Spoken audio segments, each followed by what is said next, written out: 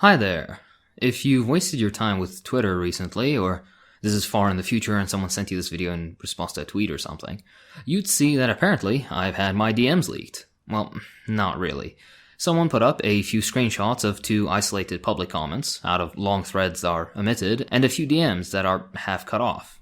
I'd personally question the honesty of not keeping the full DMs when presenting them, but that's just a side point.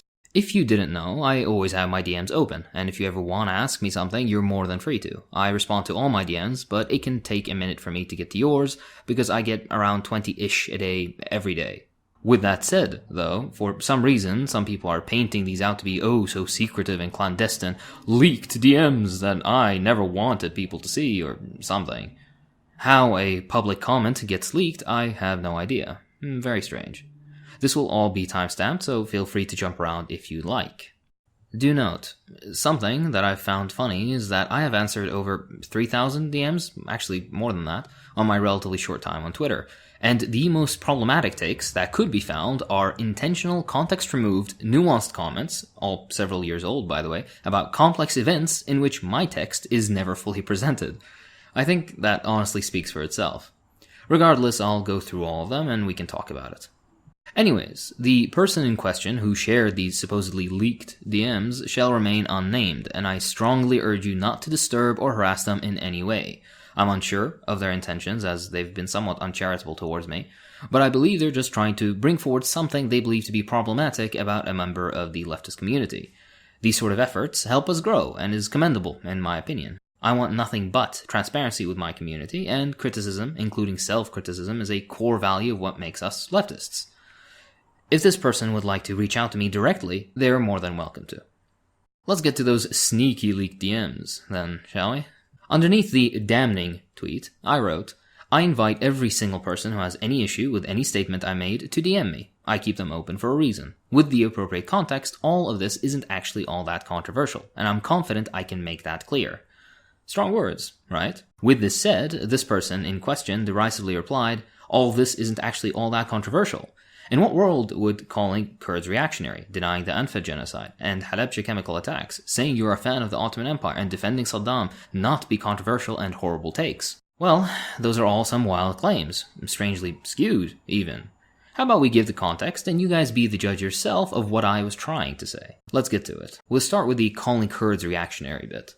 The first screenshot, which is being referenced, is of a public comment from maybe 4 years ago or so, which you can pause and read if you'd like. I will admit, though, that I was unnecessarily angry in dealing with the person I was replying to. This is something I've learned from since, and I do regret. The hostile language, the inflammatory hyperbole, all of it is unnecessary to get a point across, in my personal opinion. So do please learn from my experience. The gist of it, though, is this. Some white American guy was arguing, for many comments, as if he knew more on Iraq than I, an actual Iraqi. He spoke positively of post-American invasion in Iraq, if I recall correctly, and when discussing Iraqi Kurds, he, for some reason, and with a lot of hostility, claimed that they are the greatest hope for the Middle East. He treated Kurds as a monolithic entity, and I even mentioned so later in the thread, which is conveniently omitted. My reply, that you see in the image, had specifically rural Kurdish farmers in northern Iraq and Syria in mind, because those were the people in question. With that added nuance, I really don't see how that statement is controversial. In case you didn't know, these aren't racist statements about rural farmers in Iraq, these are just simply the facts. Here in Iraq, for example, stoning of women, or honor killings, and female genital mutilation, all illegal under Iraqi law, occur almost exclusively amongst that same rural Kurdish minority. That doesn't mean I'm talking about educated people in Erbil, for example. The people who do this are in rural places that the central government, as well as the autonomous Kurdish government, have a hard time reaching, let alone educating and applying the law. This is a question of underdevelopment and lack of education, as well as a weak central government that cannot provide protection to women or basic enforcement of law. My intention was never to paint every single Kurd as socially conservative, and the convenient clipping of only my comment and nothing else makes that clear. I of course know better than that, as half, or actually a little over half of my extended family is Kurdish, and I've even commented with this level of nuance elsewhere several times. Clipping out a hyperbolic statement during a years-old argument, omitting context, and ignoring more recent statements indicating a different opinion isn't exactly fair, I'd say. Let's get to the second claim, denying the Anfa genocide. This is referring to the second screenshot of a DM you can see here. Note how it's cut in half. There was more to that message that was intentionally not kept in. Pause and read if you'd like. Let me add some context so people realize what's going on. Over a year ago or so, probably actually longer than that, I got maybe like 30 DMs all asking about quote-unquote controversial things about Iraq. In hindsight, it seems someone, a Discord group actually, I think, was looking for answers that they could clip out and point to in hopes of me saying something problematic. Well, after the 15th or so time answering very similar essay-long questions about the Iran-Iraq War, weird questions about vague events in Iraqi history, ethnic minorities, religion, etc., and the Anfal campaign, finally I started using shorthand to refer to the Anfal genocide. If I recall correctly, this is maybe the 6th or 7th time I was asked about this very question in a 2-day period, the screenshot in question. What I mean by saying no genocide took place is that, yes, many people were killed. Yes, it was unjust and those that commit the crime deserved punishments. And yes, the victims were majority Kurds, but also many Arabs and Assyrians too, something a lot of Westerners don't know about. My issue was with the term genocide, because the classification as genocide was only supported by the US, and maybe 2 other countries, as war drum propaganda for the Iraq War. In short, it was used as atrocity propaganda to justify the complete destruction of my country, the ruining of its infrastructure, and the murder of over 1 million of its citizens in cold blood, which funnily enough isn't considered genocide by the US or the wider Western left. That doesn't make the Anfal campaign any less valid or horrible, but the usage of the term is just too light and has personal associations of very negative things personally. I remember, in 2004, I was walking with a family member, and they decided to, strike up a conversation with a group of American soldiers that were on our street. I didn't speak English at the time, but this particular family member translated for me later. He asked the soldiers something along the lines of, "What are you doing in Iraq? Don't you see that our people and your people don't want the war?" A white soldier, in their stupid fucking getup, almost immediately retorted, "But the Kurdish genocide." The intellectual disconnect of that event and what the Americans were doing in Iraq, and technically still are doing, has stayed with me, and as you may assume, influenced my opinions. It's an issue with semantics, that's all. The nuance fell through because that particular screencap DM was maybe the 2,000th time I was answering the same question. Nowadays, if I get repeat questions like this, I take my time to write out a well-sourced and detailed DM that I can copy and paste to save my time, and to communicate my intentions clearly. I didn't do that at the time, and my fatigue at getting the same question over and over led me to shortcutting my answers. The Halabja thing is exactly the same. I'm not denying anything, and the DM actually makes that fairly clear. Also, I have changed my opinion slightly since then. This was quite a while back, actually, and for some reason people on Twitter seem to think that everyone's opinions remain static throughout their whole lives. Regardless, I only ever learned the official Iraqi narrative as a kid and never looked into it further because it's an event that happened years before I was born and had little relevance to my life at that point. In the past year or so, though, I've been reading several books on the topic, and I can recommend some if people would like, so DM me, and I've seen some errors with the version I was taught. This video is getting long enough though, so maybe I can make a general history of video where I talk about the current understanding I have later. Now that I think of it actually, I get this, haha, this'll get him, give me something controversial to screen cap, type of question all the time nowadays, actually daily pretty much. I always answer them, even the pretty obvious ones. Personally, I believe it says a lot that all of 4 screenshots is what was found of the thousands of DMs I've answered. With that said, next DM. This is the Xinjiang issue being discussed, and here's the pic if you're interested. Again, note how they're cut off. Why? I'm genuinely curious. Do they really think that little of people's intelligence? Obviously, anybody seeing this would think, there seems to be a lot more to this message. I wonder why it was omitted. Whatever. This one, I honestly don't see the controversy in. My general perspective, which I've repeated time and time again, is this. I personally question the Western depiction of the Xinjiang issue.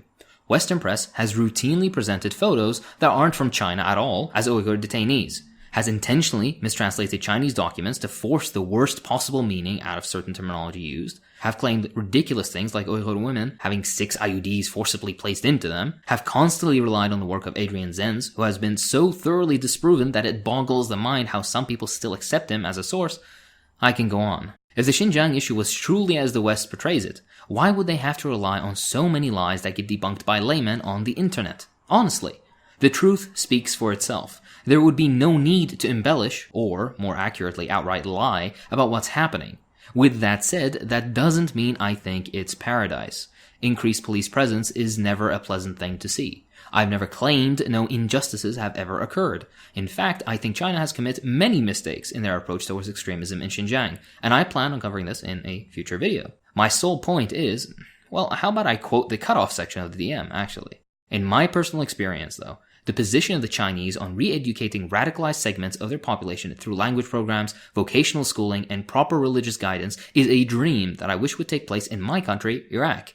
We have many of the same issues, Al-Qaeda affiliated or otherwise Islamist groups that seek separatism or political power, except in my country they're allowed to run rampant because the central government is inept and cannot actively exercise its power over these groups. Comparing the Iraqi strategy of doing nothing, the American strategy of bombing a country or a population into the Stone Age, and the Chinese strategy of re-education and employment, I think we can see which is the better alternative. This doesn't mean what China is doing is perfect, nor does it mean I believe what they say is 100% true. But so far, the claims of the West have been filled with holes, while the Chinese presentation of the situation has seemingly been closer to the truth. Note, closer, not exactly the whole truth. Don't misconstrue what I'm trying to say. That being said, I've also stated I'm open to having my mind changed, and people are more than welcome to write to me explaining what convinced them. With that said, I then go on to link several resources people can check out, including the fantastic video made by Bay Area 415, which I highly suggest you check out yourself. Now, could you honestly say that this take is lacking nuance? You can disagree with it, sure, but it just seems like some people have already made up their minds on what they think I think, and then force that circular understanding into this obviously square hole. Finally, the last DM, which I've covered like a dozen times before, but for some reason some people refuse to listen. I'm a fan of the Ottoman Empire generally, is the claim. I honestly am disappointed I even need to explain this, but here it is. Funnily enough, this is clarified lower down in that same thread, if I recall correctly. It is several years old at this point, if my memory serves me right. Simply, my being a fan of the Ottoman Empire is the same way someone is a fan of the Aztec Empire, or the Warring States period in Japan, or some Chinese dynasty. It's purely out of historical interest. I even say this in the comment, and I quote, I like the early period much more than the 19th century period, implying a disassociation between, for example, the Mamluk and Ottoman rivalry of the 1500s and the monstrosity that was the 19th century Ottomans. In fact, I highlight the only two positive things of the late Ottoman Empire in that same picture. The Tanzimat reforms, which decriminalized homosexuality, for example, and the millet system, which maintained some level of religious freedom within communities, and even that system is highly complex and had many issues. I don't know how you were taught English, but when I learned it, saying you like something much more than something else doesn't necessarily mean you like the latter thing too. To my second language understanding of English, I like vanilla ice cream much more than chocolate ice cream doesn't imply that I like chocolate ice cream. Quite the opposite, in fact. Same thing with the above statement. If I've got my English wrong, then excuse me, but this is not my first language. To put it simply, I find their conflict with the Safavids fascinating. I think the conquest of Constantinople is a very fun topic to learn about, that sort of stuff. You can find the politics and legal policies of a long-dead empire interesting historically without supporting them, whatever that means. I've mentioned this practically every time people ask me about this, but for some reason it never sticks. They always default to, oh, that means he supports the Armenian genocide and hates Balkan people, or something. If you've seen the way I talk to you, Gopnik, you'd very much know that I do not hate Balkan people. The person in question, who shared these screenshots themselves, implied I was trying to claim the Ottomans were socialist, or something. Just silly, honestly. Finally, the last point that doesn't really have a screenshot, but they still throw it in just because, I guess, is the supporting Saddam thing. I do not support Saddam. I've said this time and time again. My position on this is as such. The Ba'ath administration in Iraq wasn't great, but it was better than the current Iraqi government that let ISIS run rampant for years, for example, has wages 8 months late on the regular, no infrastructure maintenance, no education, no employment, a highly understaffed and shortage rampant healthcare system, militias running free and harassing people, especially medical personnel, and much more. All of this with no sanctions or international vilification, something the Ba'ath had to deal with throughout their rule. This isn't controversial, this is just the truth. The Gorbachev-era USSR wasn't ideal, but was still better than the nightmare that Russia became after its illegal dissolution of the USSR. Doesn't mean I like Gorbachev. Same thing here.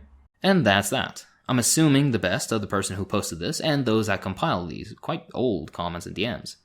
Though the timestamps on them say 1 year ago or similar, which means someone has been compiling and sitting on these 4-year-old screenshots for years.